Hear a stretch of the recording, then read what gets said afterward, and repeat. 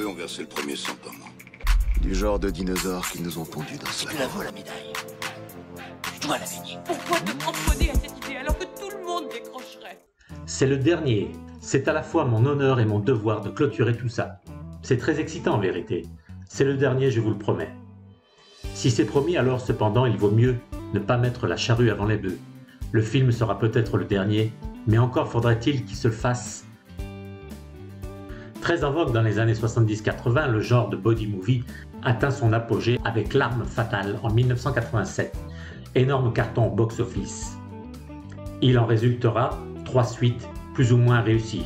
Depuis L'Arme Fatale 4, tout le monde semble être passé à autre chose et vaquer à ses occupations. Mais comme on n'arrête pas le mode des comebacks, surtout des 80s, L'Arme Fatale 5 est depuis plusieurs années en développement, plus ou moins actif, avec l'équipe originelle à sa tête, c'est-à-dire Mel Gibson, Danny Glover, et ce 5e volet sera bien le dernier tour de piste.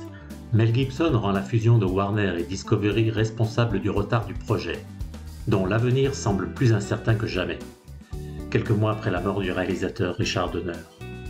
Parce qu'il n'est pas trop vieux pour ses conneries, Martin Rix désire reprendre du service, sans doute aux côtés de son coéquipier légendaire Roger Murtaugh, interprété par Danny Glover. Cependant, rien n'est aisé dans cette affaire.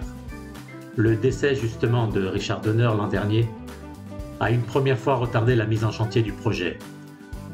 Mel Gibson explique que suite au revirement de stratégie opéré par David Zaslav, président, directeur général de Warner Discovery. En effet, à l'origine, L'Arme Fatale 5 devait être programmé sur HBO Max, mais certains événements ont perturbé son développement, comme l'explique Mel Gibson. L'actuel retard est dû aux tribulations vécues par Warner et l'arrivée de Discovery et de la nouvelle direction. Ils ont viré beaucoup de leurs collaborateurs pour les remplacer par de nouvelles personnes. Il est toujours difficile pour plusieurs compagnies de se regrouper. Mais je suis confiant, on va se remettre sur pied. On devrait commencer le tournage durant le premier trimestre l'an prochain. Dans l'optique d'un début de tournage l'an prochain justement, Mel Gibson nourrit énormément d'espoir quant à cette suite, évoquant le travail remarquable de Richard Wenk, scénariste sur Equalizer 2 et Les 7 mercenaires.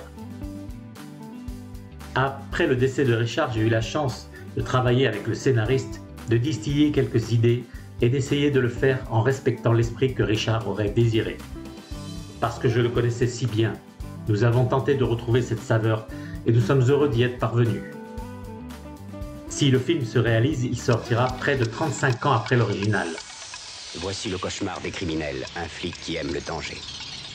Ni coup de feu, ni jujitsu, tu le fais juste descendre. Mais alors quoi, tu veux sauter ou pas? Bon, on va sauter ensemble, mon vieux. Allez, viens, mais ça m'intéresse, j'ai jamais fait. Hey. Il allait prendre sa retraite. Maintenant, il la regrette du fond du cœur. Un flingue! Roger, tu travailleras avec lui. Avec lui? Oh, j'ai passé l'âge de ces plaisanteries. Pour une dernière virée explosive du duo de policiers de choc.